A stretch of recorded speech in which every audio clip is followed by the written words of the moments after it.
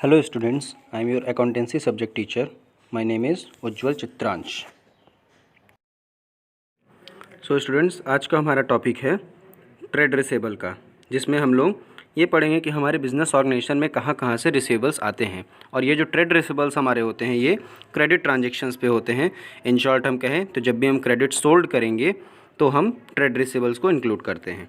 जैसा कि हमें डेफिनेशन में दिखता है, trade receivables refers to the amount receivable on account of sale of goods or services rendered by the company in the normal course of business. अब यहाँ पर sale of goods and services तो लिखा है, but ये हमारे credit के form में होते हैं, मीन्स उधार. अब यहाँ पे जो हमारे ट्रेड रिसेबल्स होते हैं वो टू टाइप्स में आ जाते हैं. First is debtors and second is bills रिसेबल्स. जो डेटर्स की डेफिनेशन है, द टर्म डेटर्स या debtors represents those persons or firms to whom goods have been sold or services rendered to credit and payment has not been received from them. जैसा कि मैंने कहा कि जब भी हम किसी पर्सन को क्रेडिट में गुड्स सोल्ड करते हैं तो उस पर्सन को हम डेटर्स कहते हैं. तो वही चीज़ यहाँ पे डेफिनेशन में मेंशन किया है. फॉर एग्जाम्पल में भी है कि if goods worth ₹50,000 have been sold to Mohan on credit, he will continue to remain the debtors of the business so long as he does not make the full payment. जब कोई debtors या फिर हम जिस पर्सन को credit पे goods sold करते हैं वो फुल पेमेंट नहीं करता है तो उस पर्सन को हम डेटर्स कहते हैं. नेक्स्ट जो हमारा टर्म है वो है बिल्स रिसेबल का. A bill of exchange becomes bills receivable for the person who draws it and gets it back after its acceptance from the drawee. So in short हम कह सकते हैं कि जो ड्रॉवर पर्सन है, जैसा कि ब्रैकेट में लिखा है, जो ड्रॉवर होता है वो सेलर होता है एंड जो ड्रॉई होता है वो परचेज़र होता है. मींस गुड्स को बेचने वाले को हम ड्रॉवर कहते हैं और गुड्स को परचेस करने वाले को हम ड्रॉई कहते हैं. ये पूरा एक कॉन्सेप्ट हमारा बिल्स ऑफ एक्सचेंज का हमारे अकाउंटिंग में, कि पूरा न्यूमेरिकल का चैप्टर है जिसे हम लोग पूरा न्यूमेरिकली पढ़ेंगे.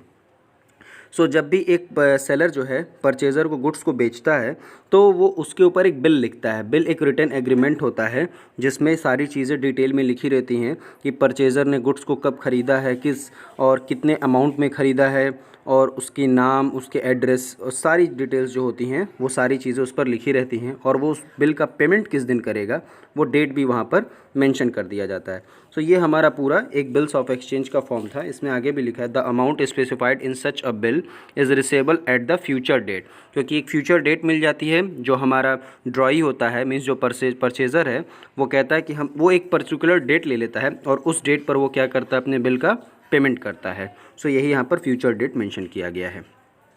सो ये हमारा टॉपिक था ट्रेड रिसेबल का, जिसमें हमने डेटर्स और बिल्स रिसेबल का टॉपिक देखा है. अब हमारा नेक्स्ट टॉपिक आएगा ट्रेड पेबल्स कैसी तरह से. सो हमारी नेक्स्ट स्लाइड है, ये हमारा ट्रेड पेबल का टॉपिक.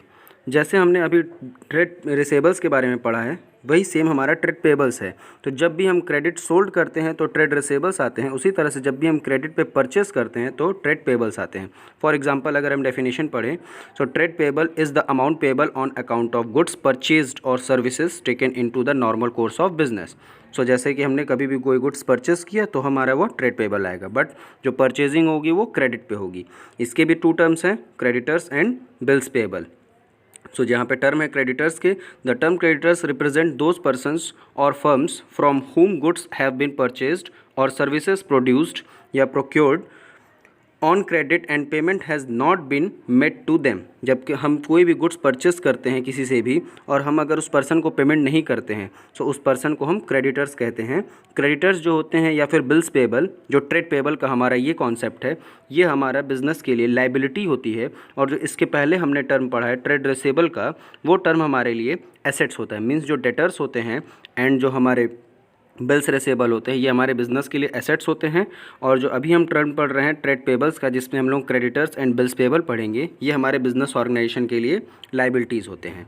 सो जो नेक्स्ट हमारा है टॉपिक बिल्स पेबल का, इसकी डेफिनेशन में है a bill of exchange becomes bill payable for the person who accepts it, और या फिर हमने ब्रैकेट में लिखा है drawee and returns it to the drawer. Means जो एक्सेप्टर है, फॉर एग्जांपल जो परचेज़र है, जो गुड्स परचेस करने वाला है, वो जब भी गुड्स परचेस करता है तो सेलर जो होता है, मीन्स जो हमारा ड्रॉवर होता है, वो उसके ऊपर एक बिल लिखता है जैसे हमने भी डिस्कस किया.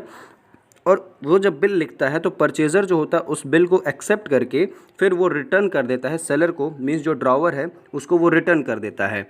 और जब वो रिटर्न करेगा तो उस पर उसका साइन हो जाएगा। तो यहाँ पर दो एग्रीमेंट हो जाता है, एक रिसेबल के लिए और एक पेबल के लिए। जैसा कि आगे इसमें लिखा हुआ है सेम लाइन कि the amount specified in such a bill is payable at a future date. तो जैसा कि अभी हमने बताया था बिल्स रिसेबल के लिए कि एक फ्यूचर डेट मिलती है इसमें पैसे के पेमेंट करने के लिए और रिसीव करने के लिए, तो वैसे ही बिल्स पेबल में एक फ्यूचर डेट ले लिया जाता है उस अमाउंट का पेमेंट करने के लिए। सो ये हमारा आज का टॉपिक था ट्रेड पेबल से रिलेटेड, जिसमें हमने क्रेडिटर्स एंड बिल्स पेबल के बारे में कॉन्सेप्ट देखा है। सो हमारा एक बार हम फिर से इसको क्लियर कर देते हैं कि जो हमारे ट्रेड रिसेबल्स में जो भी चीज़ें हैं वो हमारे बिजनेस ऑर्गेनाइजेशन के लिए एसेट्स का काम करते हैं, और एसेट्स में भी वो हमारे करंट एसेट्स की कैटेगरी में आते हैं।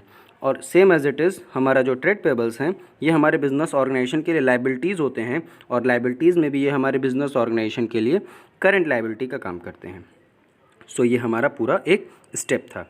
इसी के साथ हमारा अब ये जो बेसिक अकाउंटिंग टर्म्स का जो हमारा ये टॉपिक है चैप्टर, ये कंप्लीट होता है। किसी भी स्टूडेंट्स को अगर कोई प्रॉब्लम होती है तो वो कांटेक्ट कर सकते हैं। Okay students, thank you.